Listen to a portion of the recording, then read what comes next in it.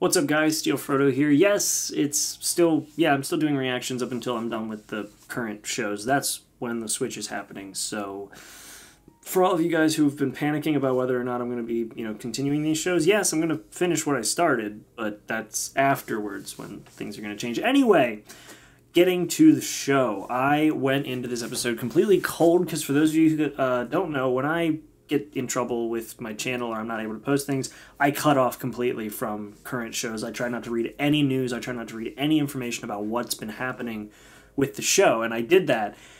But I did, just because it was kind of impossible to not hear, I heard the hype about the show, and man, oh man, was the hype real. This show, this episode was insane. So the biggest point that this show was trying to drive home, I think initially, was the fact that with Kota, he didn't quite understand the idea of humans because he didn't quite understand the idea of heroes and, the superpowers, and he saw them as people who he didn't understand and he didn't like because being a hero was what took away his parents, and villains killed his parents. So he kind of didn't really know why heroes existed, and he didn't quite have a good background. Like, he didn't really have a good background with the idea of heroes.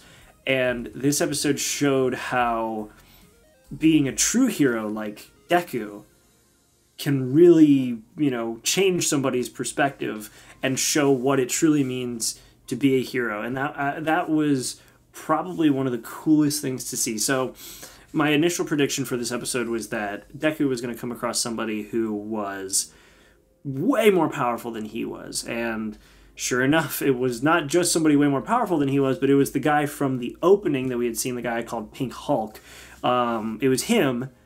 And not only was it him, but he was the one who killed Kota's parents when he was even younger, when he was a younger kid.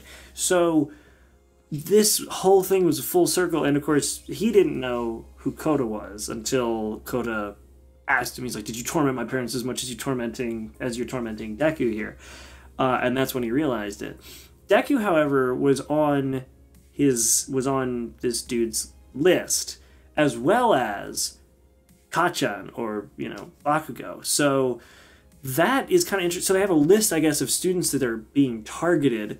I'm guessing probably the ones who were either responsible for taking out the Villains League during the initial first season when they attacked the USJ, or those who were involved with fighting Stain. Which, if that's the case, that's pretty much most of, if not, no, it's all of A-Class, plus a very particular, kind of focus in on Midoriya, Todoroki, and I'm forgetting his name. Oh shoot, you know who I'm talking about, the speedy guy. I'm gonna put the text there for his name. But yeah, so it was kind of interesting to see if they have a list. But anyway, during the fight, we saw this just up and down of kind of Deku trying to fight at 5%, and it just didn't do anything. This dude's ability is basically just a straight up power up. It looks like his muscles just come out of his skin and just coat him.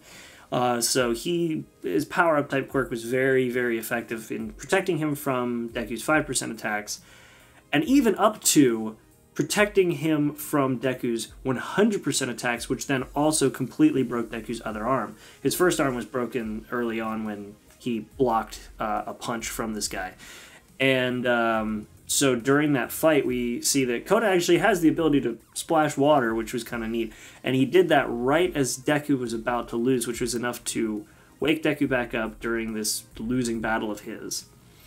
And to also give Deku the kind of ability to come back and fight again. And he pulled off a 1,000,000% combo punch, which I think, if I remember, one of those punches was air pressure and the other one was just a straight shot. So if I remember correctly, I think that's how that worked, because the air pressure would have pushed the muscles away from Deku's fist, which I think it did. Yeah, it did, because he opened his hand and blew it away. And then the punch hit that dude in the face and knocked him out cold. So that's one big hero, or one big villain taken out of the way, so the heroes hopefully won't have to deal with him again, though I don't know how it really ended with the interaction, because Deku might have left him behind, I don't know.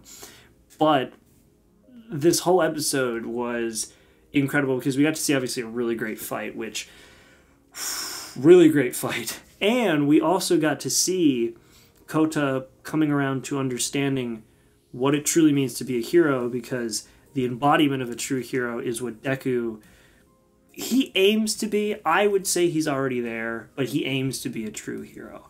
So I really enjoyed this episode. I think that it was probably one of the best written and most action-packed episodes so far this season. Let me know what you guys think. But down in the comment section, we've also got a lot of stuff. We've got the link for the video, because I'm redirecting it still. It is still reaction, still redirected for now. So we got that. Along with that, we've got a couple other links down below. Let me know what you guys think. Leave some comments. Subscribe. Yes, things are going to be changing, but hopefully for the better. But subscribe anyway, because it should be awesome. And apart from that, I will see you guys in the next video. Make sure to be there and have a good one.